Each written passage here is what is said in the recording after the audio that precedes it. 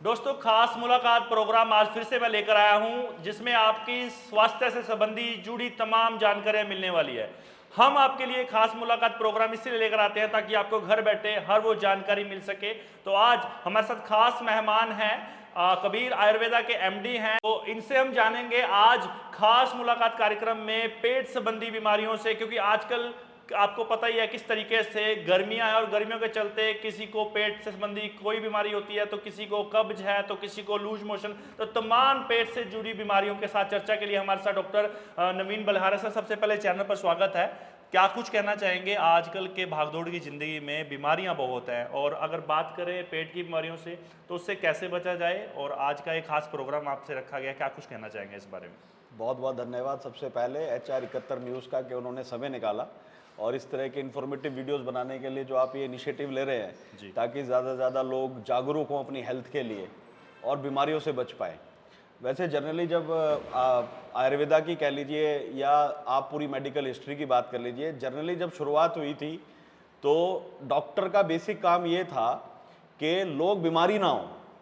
ये जो प्रॉब्लम है कि लोग बीमार हो जाते हैं और उसके बाद ट्रीटमेंट शुरू करते हैं, तो फिर इसको मैं मेडिकल साइंस का फेल्योर समझता हूँ जी। तो हमें कुछ इस पद्धतियों पे काम करना चाहिए जिसको इम्यूनिटी बोलते हैं, या जनरल आप मान लीजिए बॉडी इतनी फिट है कि आपके छोटे मोटे रोगों के साथ तो लड़ाई वो खुद ही कर सके। मतलब इम्यूनिटी स्ट्रांग होनी चाहिए। क्यों नहीं, और लोग कम से कम बीमार पड़े, ताकि एक्चुअली मेडिसिन की बहुत ज्यादा जरूरत ही ना पड़े, क्योंकि मेडिसिन भी जो आप ले रहे हैं वो सब केमिकल बेस्ड ही है। अब आप डाइजेशन की आज बात करना चाह रहे हैं, पेट की एक बात करना चाह रहे हैं। पूरी बॉडी का सबसे बड़ा जो अंग है, या पूरा बॉडी का जो सबसे बड़ा फंक्शन है, वो है डाइजेस्टिव फंक्शन। और डाइजेस्टिव फंक्शन से ही हमारी सारे शरीर की बनावट बनती है। हम छोटे से होते हैं जब आप आते हैं, और लगभग 3 किलो 5 किलो से लेके हम धीरे धीरे 50 किलो 70 किलो 100 किलो तक चले जाते हैं एज पर योर एज। और वो सारा काम जो भी हम फूड इनटेक कर रहे हैं और जो हमारा डाइजेशन है, उसी से हमारी सारी धातुएं बन रही है। चाहे वो रक्त है, चाहे वो रस है, चाहे वो बोन्स है, चाहे बोन मैरो है, कोई भी बॉडी में कोई भी पार्ट डेवलप होगा वो डाइजेशन के थ्रू ही डेवलप होगा, वहीं से सारी धातुएं बनती है। जी बिल्कुल। तो इसलिए उसको स्वस्थ रखना और उसकी हेल्थ को समझना किसी भी व्यक्ति के लिए बहुत जरूरी है। बिल्कुल। तो सबसे पहले तो जिन लोगों को रेगुलर कॉन्स्टिपेशन रहता है या कोई भी और पेट की समस्या रहती है, उसको वो जरा भी इग्नोर ना करे, क्योंकि उसी से आपके कोई ना कोई बॉडी में टॉक्सिक रिलीज होके, चाहे वो आपके ब्लड को खराब करेगा, चाहे वो आपके बोन को खराब करेगा, चाहे कोई और प्रॉब्लम लेके आएगा, लेकिन जड़ पेट से ही शुरू होगी। पेट से शुरू है सारी। तो कैसे सर इन चीज़ों का ध्यान रखा जाए? क्या कुछ सावधानियां बरतनी चाहिए? कैसे ये सब पॉसिबल हो पाएगा? WHO की अभी रिसेंट एक स्टडी आई थी, वो मैं आपसे साझा भी करूंगा, आप अपने दर्शकों के लिए स्क्रीन पे भी चला दीजिएगा, कि 90% बीमारियों की जड़ पेट है। अगर किसी का भी पेट 15 से 20 दिन डिस्टर्ब है, तो इसका मतलब उसको आगे आने वाली कोई बीमारियां डेवलप हो सकती है। जी।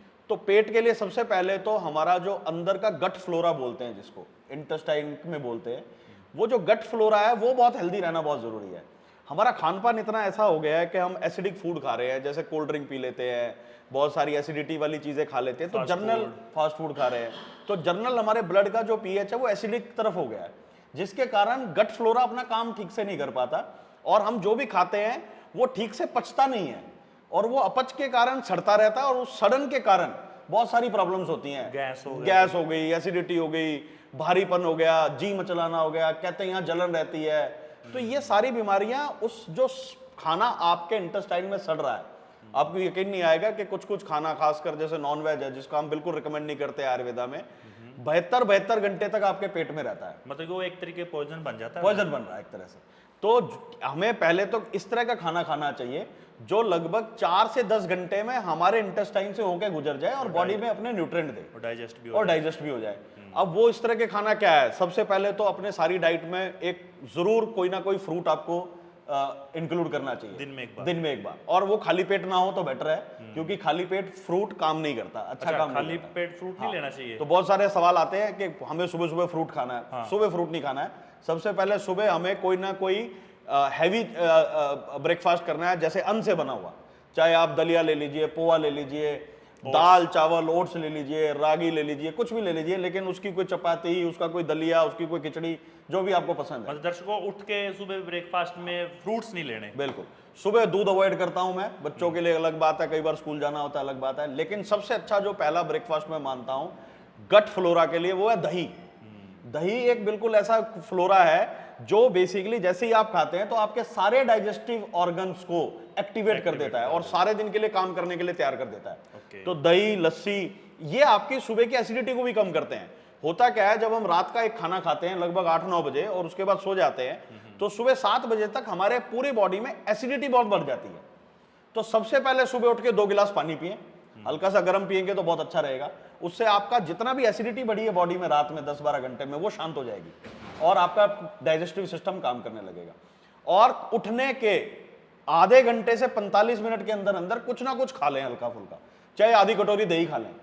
बहुत सारे लोग खाली पेट चाय पी लेते हैं। जिसको चाय पीनी है कोई समस्या नहीं है, मैं आदतों का मजबूर समझता हूं, लेकिन साथ में आटे से बना कोई 2 बिस्कुट खा लिए।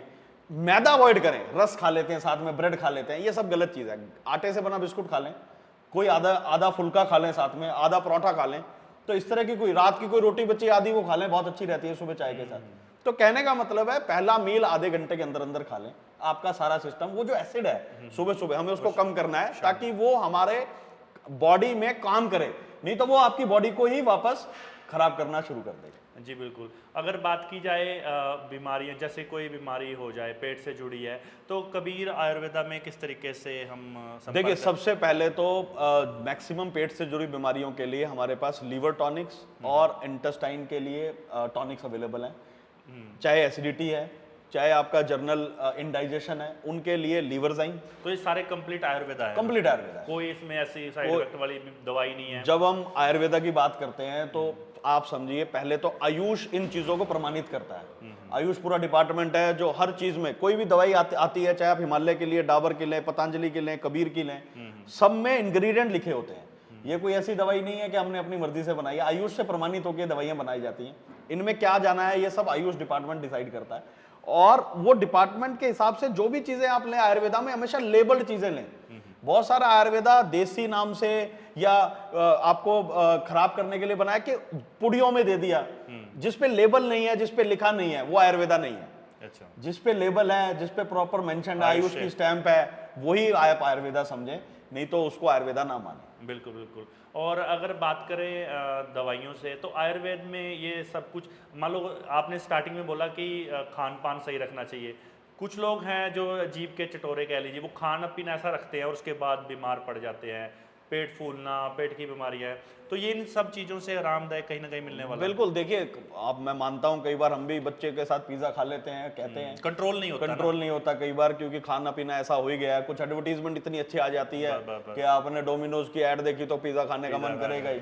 तो आप उसके लिए चलिए, मैं वही बोल रहा हूँ कि लाइफस्टाइल है, थोड़ा बहुत हमें खाना भी पड़ता है, कई बार हम शादी में जाते हैं खा लेते हैं। सबसे पहले तो कोशिश कीजिए कि शाम को 7-8 बजे के बाद कोई हैवी मील ना खाएं। अगर आपको कोई भी फास्ट फूड भी खाना है तो मैं कहता हूं सुबह या दोपहर तक खा लें, ताकि एटलीस्ट बॉडी को टाइम मिल जाए 4-6 घंटे का उसको डाइजेस्ट करने का। एक तो हम हैवी खा रहे हैं, ऊपर से फास्ट फूड खा रहे हैं या कोई ऐसा जंक फूड खा रहे हैं, और फिर रात में 7-8 बजे के बाद डाइजेशन स्लो होता चला जाता है। वैसे तो सूर्यास्त के बाद नॉर्मली बताया जाता है खाना नहीं खाना चाहिए, बट फिर मैं कहता हूं कि लाइफस्टाइल हमारा ऐसा है। 8 बजे का मैं कट ऑफ मानता हूं ज्यादातर। जो लोग 8 बजे के बाद खाना नहीं खाते तो उनका डाइजेशन बहुत बेटर होता है।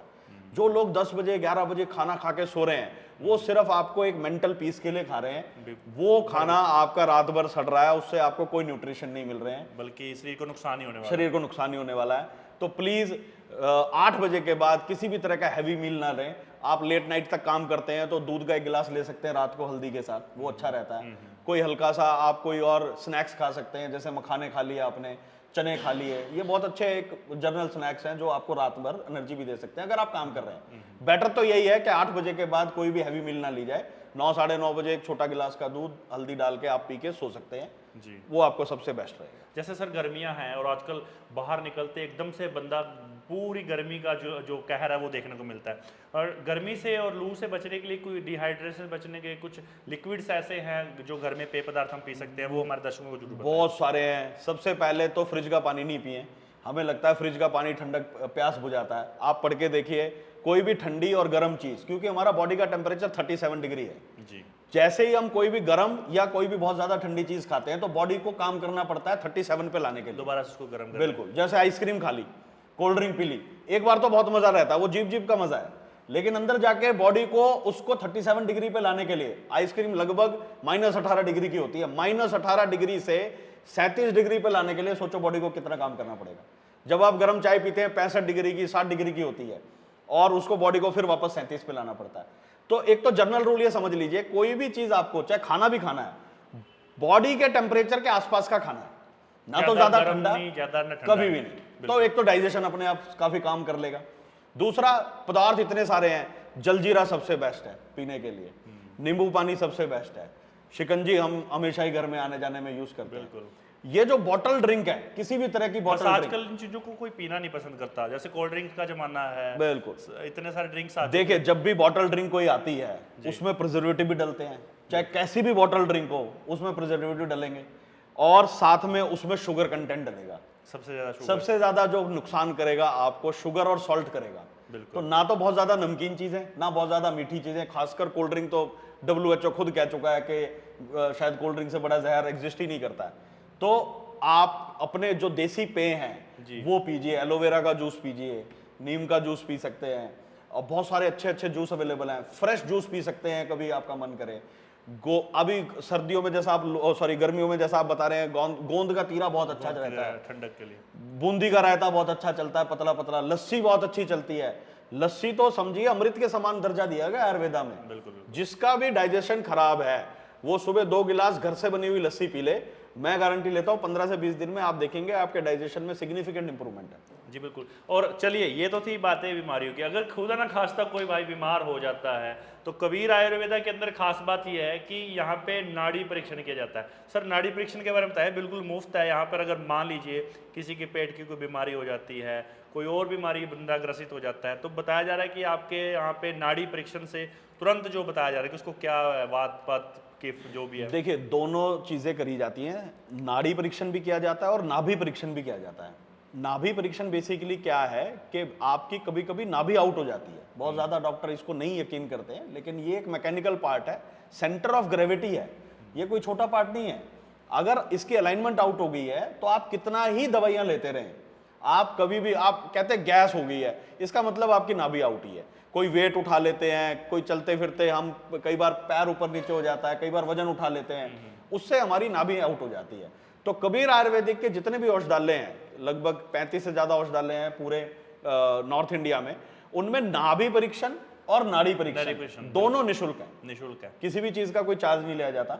तो सबसे पहले आए नाभि परीक्षण कराएं और साथ में नाड़ी परीक्षण कराएं। नाड़ी परीक्षण आपको जड़ से बता देगी कि आपके बॉडी का, आयुर्वेदा मानता है कि 3 ही रोग या 3 ही दोष आएंगे जिनसे सारे रोग बनते हैं, वात, पित्त और कफ। वात के 80 रोग बताए गए हैं, पित्त के 40 रोग बताए गए हैं, कफ के 20 रोग बताए गए हैं। अगर हम रूट कॉज को ठीक कर दें तो छोटी मोटी बीमारियां तो शरीर अपने आप लड़ देता है। तो वात पित्त कफ को बैलेंस कीजिए। हमारा टैगलाइन भी ऐसा ही है कि वात पित्त कफ ओके तो लाइफ ओके। तो ये थे हमारे साथ नवीन बलहारा जी, जिन्होंने खास तौर पे आपको पेट से जुड़ी बीमारियों के बारे में बताया। और खास तौर पे कबीर आयुर्वेदा की अगर मैं बात करूं तो यहाँ पे तमाम सैकड़ों प्रकार की जो दवाइयाँ हैं आयुर्वेदिक, जो कि आपकी बीमारियों के लिए कारगर सिद्ध होती हैं। और ख़ास बात यह है कि यमुनानगर के अंदर जो इनकी ब्रांच है, जहाँ पर ये आप आकर अपना नाड़ी परीक्षण और जो भी टेस्ट है वो आप यहाँ पे करवा सकते हैं और दवाई ले सकते हैं।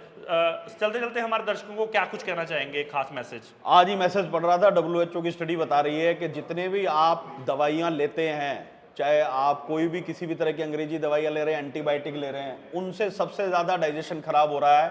जो भी पेप्टिक अल्सर्स और अल्सर्स बन रहे हैं पेट में, उनमें एक कारण, 2 कारण मेन बताए गए। एक तो बहुत ज़्यादा मसालेदार फूड, और दूसरा कारण आज ही WHO ने पब्लिश की है स्टडी कि जो भी आप एंटीबायोटिक्स खा रहे हैं वो आप में अल्सर बनाने की क्षमता बढ़ा रहे हैं। तो जब भी इस तरह की आप दवाइयां लें, डॉक्टर की प्रिस्क्रिप्शन से लें, ओवर द काउंटर कोई भी इस तरह की अंग्रेजी दवाइयां ना लें, और कम से कम इनका प्रयोग कम करें। आप हर्बल दवाइयां भी यूज करके देखें, आपको सबसे बड़ी बात, कोई भी साइड इफेक्ट नहीं होगा। हमें मेन है कि दवाइयों के साइड इफेक्ट से भी बचना है साथ में। बिल्कुल। तो जो लोग बहुत हैवी एंटीबायोटिक या कुछ ले रहे हैं, वो साथ में कोई ना कोई काउंटर चीजें ऐसी लें जिनसे अल्सर कम होते हैं, जैसे एलोवेरा जूस है। एलोवेरा जनरल पेट के लिए भी अच्छा होता है, इंटेस्टाइन को भी बहुत अच्छा करता है। तो इस तरह के लिवर टॉनिक साथ में ले लें। तो इस तरह की कोई चीजें साथ में जरूर लें जिनसे उनके दुष्प्रभाव बचे जा सके। चलिए सर, बहुत बहुत शुक्रिया डॉक्टर साहब हमारे साथ बात करने के लिए। तो ऐसे ही खास प्रोग्राम मैं आप लोगों के लिए लेकर आता रहूंगा। आज का ये कार्यक्रम आपको कैसा लगा? अगर आपके मन में भी कोई सवाल है, कोई क्वेश्चन है, आप बात करना चाहते हो, तो नीचे लगातार कबीर आयुर्वेदा का जो हेल्पलाइन नंबर है वहां पे आप कॉल कर सकते हैं, और इनकी लोकेशन जो है मैं नीचे मेंशन कर रहा हूं, जहां पर आप जाकर अपनी नाड़ी परीक्षण करवाकर अपना सफल इलाज करवा सकते हैं। HR71 की वीडियोस देखने के लिए हमारे चैनल को फॉलो जरूर करें और देखते रहें HR71 न्यूज।